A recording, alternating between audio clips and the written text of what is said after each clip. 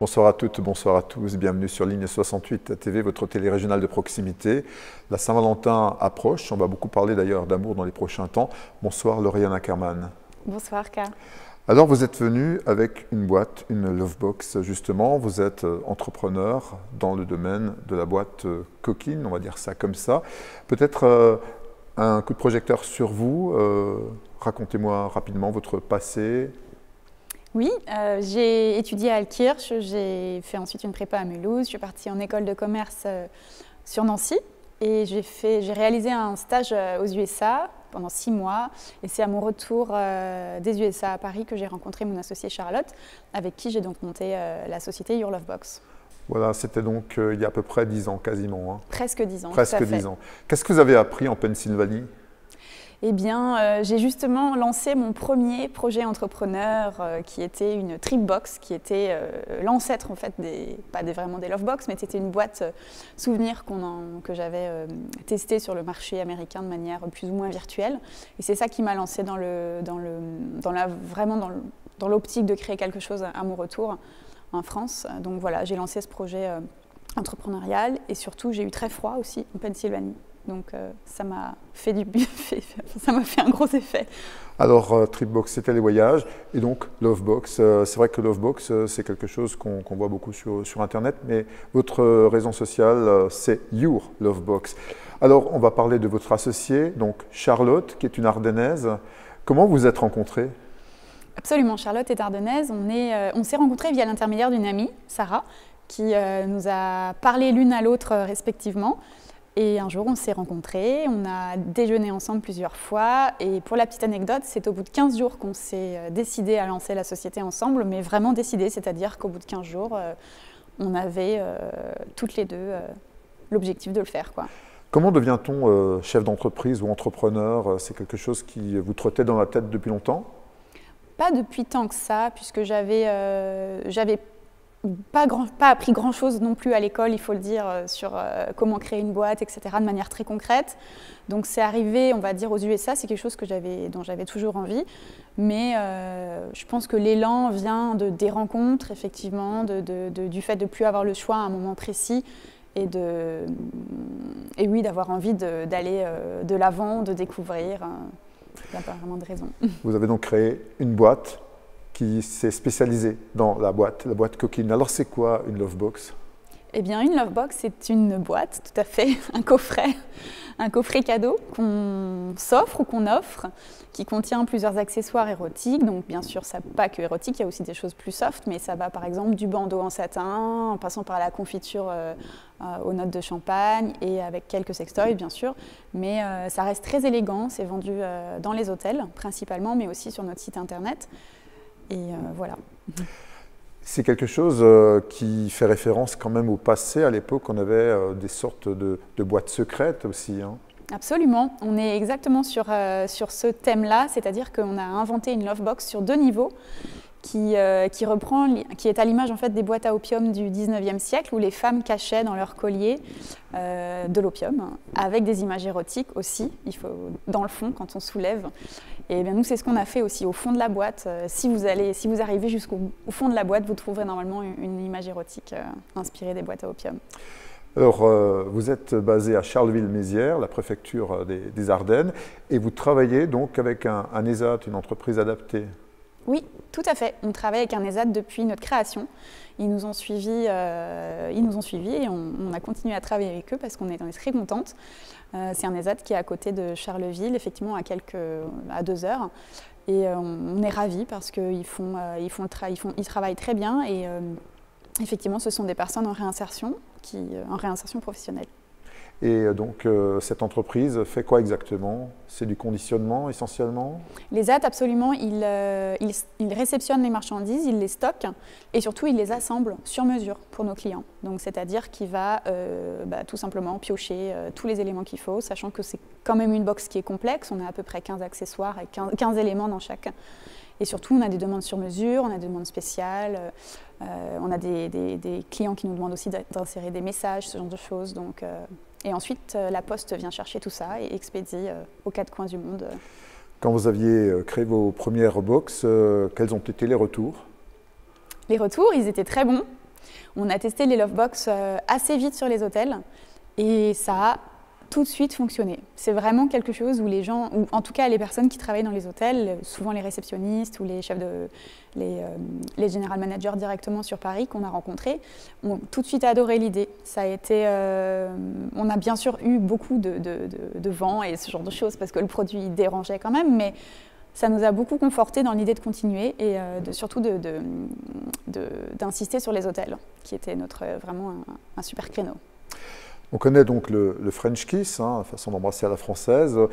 Il y a l'art d'aimer à la française dans ces boîtes? Un peu. Il y a notamment une collection qui est dédiée à ça. Elle s'appelle From Paris with Love. C'est pas celle-ci, c'est une autre collection qui est noire. C'est d'ailleurs notre toute première collection. On a repris un petit peu l'ultra-romantisme, le cliché, mais le cliché qu'on aime bien, où n'importe quel Français aime bien se lover. On a notamment à l'intérieur de ce coffret des références poétiques aux positions sexuelles d'André Breton. Donc voilà, c'est une collection effectivement qui s'inspire du French Kiss et de tout ça. Alors votre dernière boîte, quel thème? Tentation, c'est les 50 nuances degrés, évidemment. D'accord. Vous êtes aussi sur le marché des chambres d'hôtes, hein? Absolument. On a d'ailleurs une chambre d'hôte à côté d'ici, à Carspach. Et on est sur vraiment plusieurs canaux de distribution, donc les hôtels, les chambres d'hôtes. On va avoir aussi quelques love stores, des magasins érotiques, mais principalement c'est dans l'hôtellerie. Qui achète la Lovebox dans un couple? C'est la femme, c'est l'homme? Eh bien, pour nous, sur le site internet, c'est 50-50, étonnamment. Je pense que la femme veut aussi se faire plaisir. On pourrait penser que c'est l'homme qui l'achète, mais pas toujours. En tout cas, c'est 50-50. Et pour l'hôtel, on n'a pas trop ce type de données, mais c'est souvent l'homme à l'hôtel, pour le coup, qui réserve la Lovebox. Et pour la petite anecdote, on a des hôtels qui nous racontent souvent que les hommes disent aux réceptionnistes de ne pas dire que c'était inclus pour dire que c'était un cadeau qui était offert et avoir la surprise encore plus grande. Alors justement, comment ça fonctionne dans un hôtel? Donc c'est inclus dans une nuitée par exemple, ou c'est en plus, en bonus? C'est toujours facturé indirectement au client final. L'hôtel crée un package romantique, ce qu'on appelle un package romantique, où il inclut souvent du champagne, des pétales de rose, une décoration un peu romantique, et la Lovebox. Mais dans tous les cas, ce n'est rarement un cadeau, malheureusement. Désolée. Quand on ouvre une Lovebox, donc on joue? Oui. On joue, on ouvre une Lovebox, on lance les dés sur le plateau de jeu qui est créé de toutes pièces et qui du coup illustre, met en valeur les produits de la collection. Et on lance les dés au fur et à mesure, on avance, et puis plus on avance, plus c'est sensuel. Voilà. Et donc finalement, quels ont été vos premiers cobayes pour cette aventure? Nos amis, on était toutes les deux célibataires à l'époque et on a fait découvrir les Lovebox à nos amis. On était très contentes des retours et puis nos amis sont devenus nos ambassadeurs. Je me rappelle, on avait fait des shootings photos avec eux. Ça a été vraiment nos premiers ambassadeurs, ouais. Le temps a changé donc en 10 ans. Donc aujourd'hui, la sexualité est multiple. Vous faites donc également des boîtes pour des gays, des lesbiennes? Absolument. On s'intéresse à ces box depuis pas mal de temps, mais on cherchait les partenaires hôteliers pour les tester. Et c'est le cas depuis 2021, tout récemment. On a trouvé notre partenaire pour les lancer et on attend encore les retours. C'est une clientèle qui est très demandeuse, évidemment, comme toute clientèle. Donc voilà, on est fiers d'avoir enfin pu sortir ces collections en plein Covid. Alors, il y a donc des constantes dans ces boîtes, des incontournables?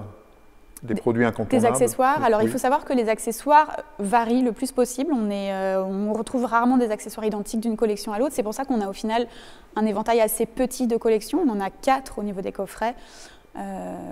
Et c'est vrai qu'on essaie de varier au plus possible les accessoires pour pas que les gens soient trop déçus quand ils commandent un autre coffret. C'est un petit peu le but qu'ils commandent un autre coffret, donc on ne retrouve pas les mêmes accessoires. Vous faites quelque chose de particulier pour la Saint-Valentin avec ces produits? On essaye de développer des partenariats un petit peu différents. Cette année, on va notamment être sur les menus de restaurants gastronomiques pour repartir avec sa Lovebox après le dîner. On a organisé une année, mais là c'était plus possible cette année, une soirée Saint-Valentin du coup entre célibataires dans un hôtel parisien qui a bien voulu jouer le jeu, où on faisait rencontrer des couples. On s'amuse, ouais, on essaye de varier. La boxe peut ressouder un couple? Écoutez, oui, on espère en tout cas. Elle ravive la flamme, c'est ce qu'on dit, et puis elle ressoude, j'imagine, oui. Là, vous êtes venu avec les 7 péchés capitaux? Oui, les 7 péchés. Les 7 péchés capitaux de l'amour, ça reprend les 7 péchés capitaux, la luxure, la gourmandise, etc. Et en fait, chaque péché a son produit à l'intérieur, son accessoire. Donc par exemple, pour la paresse, on va avoir l'anneau vibrant. Pour la gourmandise, bien sûr, la confiture. Pour la colère, on va avoir le fouet, etc. Donc je ne vais pas tout vous raconter, il faut que je vous en laisse un petit peu pour découvrir. Mais voilà, c'est le thème, c'est les 7 péchés de l'amour. Vous avez aussi malheureusement subi les effets de la Covid, des confinements, de l'inactivité partielle. Néanmoins, votre société est toujours là quasiment 10 ans après. Ouais, une belle fierté. C'est beau, ouais, j'en ai très contente parce qu'en fait, on n'y croyait plus, quoi. Tout s'est complètement arrêté pour nous. On dépend des hôtels à 90%. Les hôtels se sont arrêtés, on s'est complètement arrêté. Et là, c'est vraiment depuis 3-4 mois qu'on ressent ce renouveau, cette confiance à nouveau qui revient. Et ça, c'est un bonheur, en fait, d'avoir l'impression d'être passé, en fait. Donc, le Covid ne nous tuera pas notre boîte. Peut-être ce sera autre chose, mais pour l'instant, ce n'est pas le cas. Nous arrivons au terme de cette émission, donc on peut dire que l'amour est dans la boîte. C'est ça, l'amour est dans la boîte, absolument. Et je vais terminer par ça. Lauriane, quel est votre accessoire préféré? La question piège. Mon accessoire préféré, le petit vibromasseur. Merci beaucoup. En tout cas, un site internet peut-être? Oui, le site internet c'est your-lovebox.com. Merci en tout cas. Et donc, bonne continuation à votre société et vive l'amour. Merci à vous de nous suivre sur Ligne 68 TV. Bonne continuation, à bientôt et bien sûr, abonnez-vous. De Colmar, la société LK Kunigel et Alsace Destination Tourisme viennent de lancer en Daniel avec leur coût Saint-Patron des rôtisseries à Port-Traversal, c'est les touché par un incendie dans la ville d'hiver.